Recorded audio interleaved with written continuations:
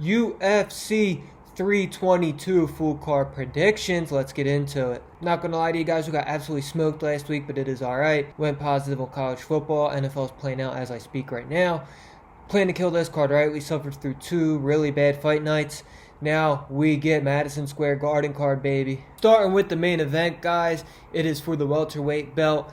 JDM taking on Islam Makhachev. Ever since Usman has lost the welterweight championship, this division has just really been kind of weird. I never truly thought the best fighter in this division held the championship. I don't think JDM is anywhere close to the best fighter in the 170 division. He's just, I don't know, he's obviously good, right? I mean, he only has 2 career losses, but I think there's 2 fighters on this card that are better than him, and Brady and Morales. I think Ian Gary's better than him. I know Shavkat Rakhmonov is better than him. It's a really weird spot, right? So Islam got pretty much lucky that JDM beat Bilal Muhammad because now he gets to go up at 170, and JDM is not a big 170er, guys. I mean, Islam and him are about the same size. I just think Islam is the way better all-around fighter. I think Islam, when he wins the belt, I think he will struggle versus bigger guys like a Rakhmonov or like a Morales is really big for the division, guys like that. But I mean, versus JDM, who honestly looks like he could be a 155er. I like Islam in this one. I mean, JDM has great takedown defense, but the only really good grappler he's versed off the top of my head, I mean, Bilal is not terrible, but he's no Islam Makhachev. Beat Burns as well, but Burns was winning a lot of that fight until he got the KO. I just think Islam Makhachev's a lot better. He's the favorite for a reason. Give me Islam Makhachev by submission.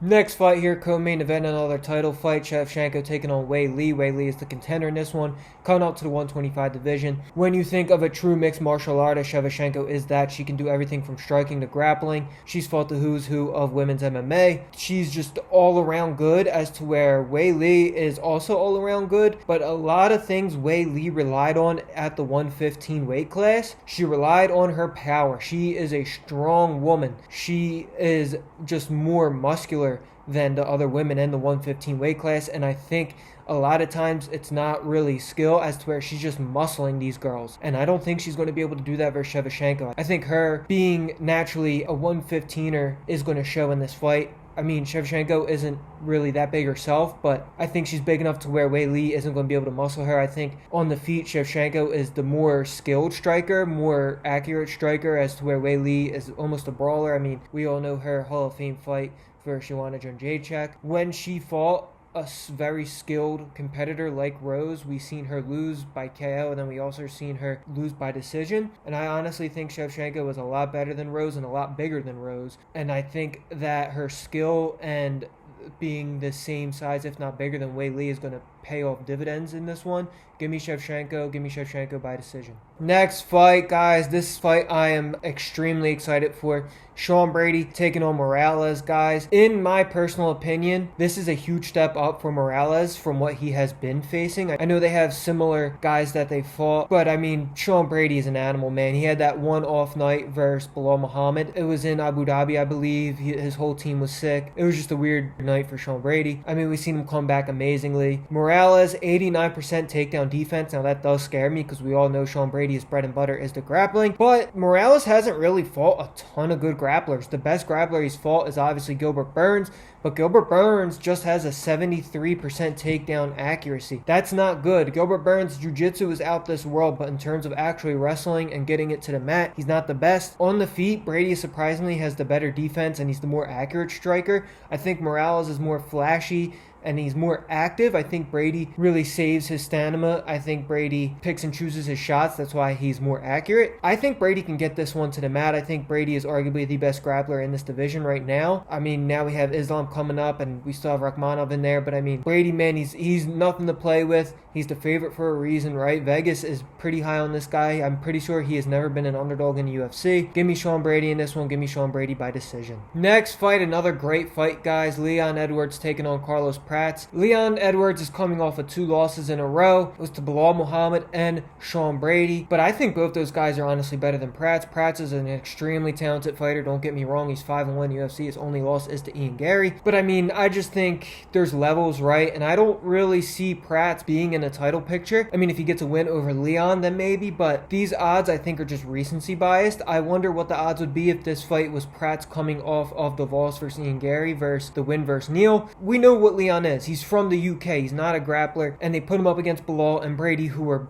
two of the better grapplers in this division. Now he gets a striker in Prats. Prats is obviously the bigger fighter. He's probably going to be the bigger fighter most times in this 170 division. He's a big 170er. But man, Leon on the feet, he's something special. He picks and chooses his shots. He's a very patient striker. He honestly mixes it up better than Prats. Now I expect this to just stay on the feet the whole time, right? But if needs be, Leon can mix it up, as we've seen. Not good though, right? So I think Prats has a really good takedown defense. I don't think Leon's taking him to the ground. That being said, I mean, even if this stays on the feet, I mean, Prats is obviously the harder hitter, but I think Leon's just a more talented, better striker than Prats. I like Leon to edge out a decision in this one. Give me Leon Edwards by decision. Next up, guys, last fight on the pay-per-view. We got Benil Dariush taking on BSD. This is a 7-year age difference in this one, guys. Sometimes I forget how young BSD still is. But Benny, man, those two losses to Arman and Oliveira, people were counting him out after that, and he bounced back nicely. I mean, Arman and Oliveira are arguably the two best in that division. I mean, Ilya's in that division now, so 2 out of the 3 best, right? I mean, the way people were criticizing those losses just blew my mind. I picked him versus Moicano, and he obviously won that fight. BSD actually lost to Moicano. He's still the favorite in this one. I think BSD has a new level of confidence, right? I think he always had confidence, and then he fought Poirier, and then Dustin did him dirty. Lost his confidence because his next fight versus Moicano, he just didn't look himself. I think he has 2 wins in a row now. I think his confidence is back to being himself. And he has all the talent in the world, man. He can strike, he can grapple, he's a finisher. That's what I like about BSD. He is a killer. One thing you want to look at when you're predicting these fights and put money on guys is if they have that killer mentality, and BSD definitely does. That performance, what I think of BSD versus Moicano, was just bad in comparison to Benny. And it's also USA versus France. You know anything about history, you know America always beats France. Gotta do it, gotta go with the Homelander. Give me Dariush, give me Benny in this one, give me Benny by decision. Next fight, guys, featured prelim. We got Bo Nickel taking on Rodolfo Vieira. I noticed UFC didn't want to put Bo Nickel up against the striker again, and for good reason. All joking aside, guys, there's a 7-year age difference in this fight. Bo Nickel, 29 years old. Rodolfo Vieira, 36. Obviously, Rodolfo Vieira is not a striker. He is a really good jiu-jitsu guy, though, so Bo Nickel has to be careful in this fight. But if I'm being completely honest, guys, I still see Bo Nickel as a UFC championship level fighter. I know that a couple of his performances, especially his last performance, was just plain out terrible, but I think that loss versus RDR is going to do wonders for his career. I think he is one of those guys that learns very fast, right? I mean, he didn't grow up doing MMA. He was a very high-class wrestler in college, most likely wrestled his whole life, so mixing in the striking is going to be difficult for him. Jiu-jitsu might be a little bit easier for him to pick up on, but I just think Bo Nickel, man, he has all the tools. He's obviously athletic. I think that loss, we've seen it with Sean Brady when he lost versus Bilal Muhammad. He came back better than ever, and I think Bo Nickel has that same mentality. I like Bo Nickel in this one. Like I said before, he does have to be careful because Vieira could easily get a submission win in this one, but sometimes it comes down to, do you see one of these guys being able to be champion anytime soon? And with Bo Nickel, that's a yes. Now, anytime soon might be a little bit of a stretch, but I don't see Vieira being champion anytime.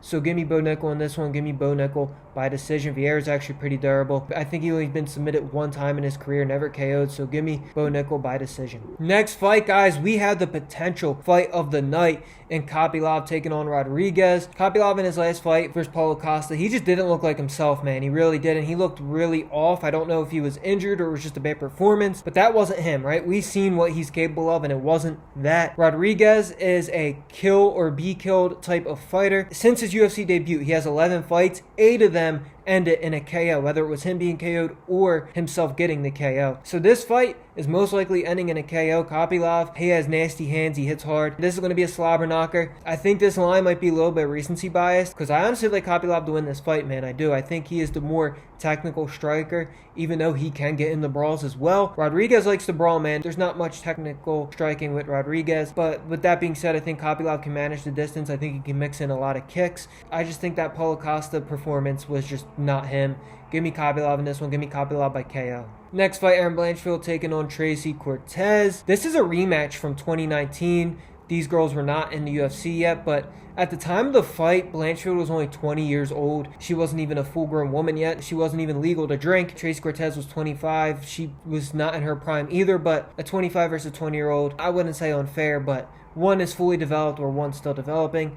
I think Blanchfield is a dog, man. I think she is one of the better women's MMA fighters in the UFC. I think she's came a long way since 2019 when these girls have first fought. Tracy Cortez is no slouch either. Both these girls mix it up very well. I think Blanchfield is the better grappler, where Cortez is a little bit better on the feet. But yeah, if I had to pick a winner in this one, I think Blanchfield is just a wet blanket, and I think she's going to get Cortez to the mat, possibly a submission, but most likely a decision win for Blanchfield. Give me Erin Blanchfield by decision. Next fight, Wellmaker taking on Hayden. Hayden has been UFC for like 2 fights now, but he's taken this fight on about like a month notice. I forget who Wellmaker was supposed to actually fight, but they backed out. Hayden mixes it up pretty well, but only a 37% takedown accuracy. Wellmaker has 100% takedown defense. Take that for what it is, because it's not really that proven, but I mean, I think Wellmaker has all the tools, man. I really like Wellmaker, man. He hits hard, he's fast, he's athletic. Give me Wellmaker in this one. I mean, on a short notice fight, I don't expect Hayden to get much done. I don't really think Hayden is at the level to fight Wellmaker yet, but he's here to prove himself, man. You gotta admire him taking this fight on short notice, especially,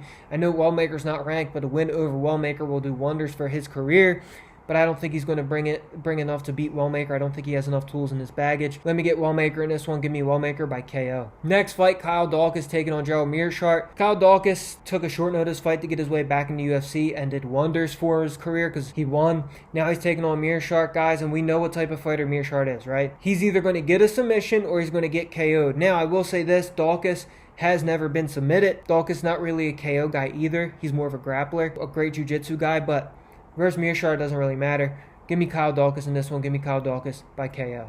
Next fight, an extremely underrated fight in my opinion. We got Pat Sabatini taking on Chepe. Chepe is 5-0 in the UFC. Pat Sabatini, I believe, is the best opponent he is going to verse since joining the UFC. There are some guys that you could question that are better than Pat Sabatini. I mean, Pat Sabatini's not a road beater, but I think this is Chepe's hardest challenge yet. Sabatini, 7-2 in the UFC. His only 2 losses, Diego Lopez, and that loss aged like fine wine, man. I mean, a loss to Diego Lopez. Now, at the time, it didn't seem that good, but Diego Lopez, he's a title contender, right? We seen what he just did to Gene Silva. And then he lost to Damon Jackson. I don't think Jackson's that good. That loss aged like milk, but I mean, he's still a really good fighter. Chepe, 73% takedown defense, and I think if Chepe can keep this on the feet, it might be a long night for Pat Sabatini. He's not that good of a striker. Chepe with that great takedown defense, he has also never been submitted. So, I mean, that is a bonus for him, but in terms of grappling and jiu-jitsu, I think Pat Sabatini is by far the best wrestler / jiu-jitsu guy that Chepe has fought to date. Part of me really does want to go Chepe, but I'm going to rock with my hometown boy, guys. Give me Pat Sabatini. Give me Pat Sabatini by decision. Next fight, Hill taking on Klein.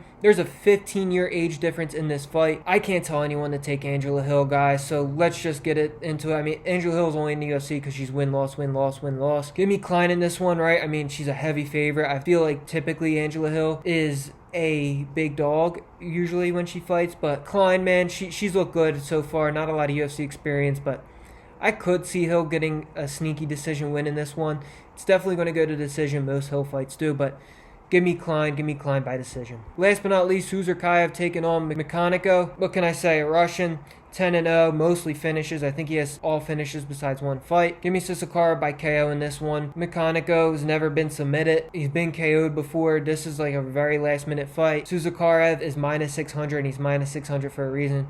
Give me Sissokara by KO. That does it for UFC 322 full card predictions, guys. If you want to know what I am personally taking, join the Discord, completely free to join. I usually post my bets after weigh-ins. I like to see how guys handle that weight cut. The first opponent is always the scale, so I don't take nothing until that. If you're going to listen to me, guys, tower fate at your own risk. I'm not a professional, right? You've seen that last week. I got absolutely smoked. Do it for the love of the game, all right? Let's have fun. Let's get Gitas. Follow up, share your degenerate uncle, subscribe. Let's go.